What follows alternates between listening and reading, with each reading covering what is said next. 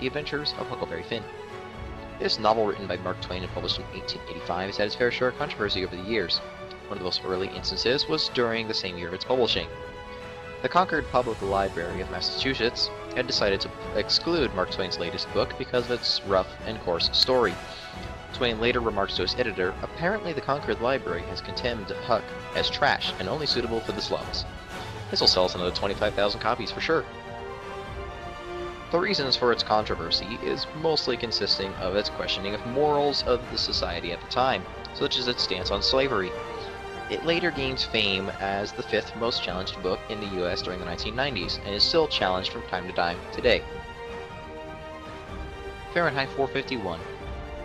Written by Ray Bradbury and published in 1953, this dystopian novel is well known as one of the most censored books of all time. Kind of ironic that its main topic is censorship.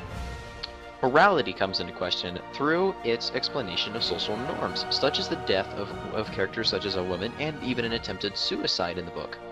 The most well-known response in the US occurred in 1987, when the book was censored for its use of occasional vulgarity.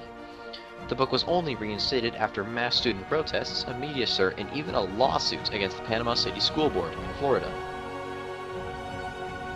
The Scarlet Letter. This romance, written by Nathaniel Hawthorne and published in 1850, while not too notorious for morality issues, saw widespread resistance in Northeast America. Stated as an improper description of the religious populations, it was not made available legally in many schools.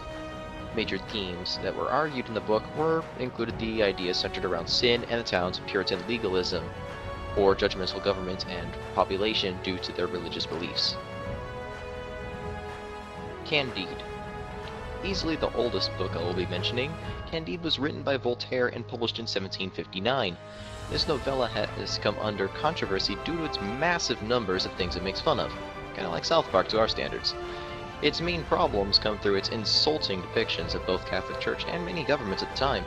Morals were also a problem, as the book depicts the correct decision is the one where you keep yourself alive, or on top of the pile. It was a disgusting idea at the time. So here's the overall idea. If all of these books are so controversial to our society, why shouldn't we ban them?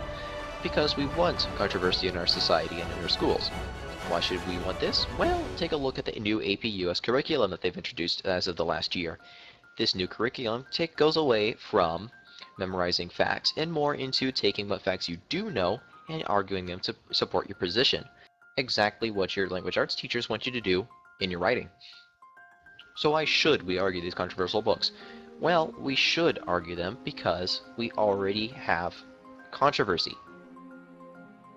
We have controversy because we already have background opinions, we already have history based behind them for us to base our responses off of. In order for it to be controversial, we already have to have an issue with it, and there has to be already a base argument. All we're doing is taking already this pre-created argument for us and being able to argue with it. It's a perfect stepping stone for being able to learn how to create an argument. The final point I would like to get across is that because controversial books are such an issue, there's always going to be some book that's going to be controversial. But usually by the time the book becomes uncontroversial, it becomes of something else. It usually becomes something special, it becomes a classic. For example, Huckleberry Finn, it was controversial at the time because it talked about slavery during a time when the Civil War was going on and everybody was having heated discussions of slavery, and they were at each other's throats.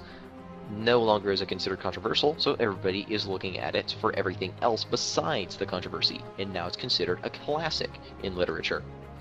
Same with Fahrenheit 451, which at the time was considered controversial for talking about state possibly getting power and censoring books. Now today it has a total of about 17 different literary awards backing it up, some of them including the Retro Hugo Award for the best novel and the Prometheus Hall of Fame Award. Thank you everyone for sitting through my monotone voice for the past 2 minutes or so, all without complaining. Maybe a little giggle here and there. And this presentation was made possible by myself, David, and Mr. Michael Tran, if I'm pronouncing that correctly. And I would now like to welcome back up Mr. Brubaker, so he may announce the next person that's going after us.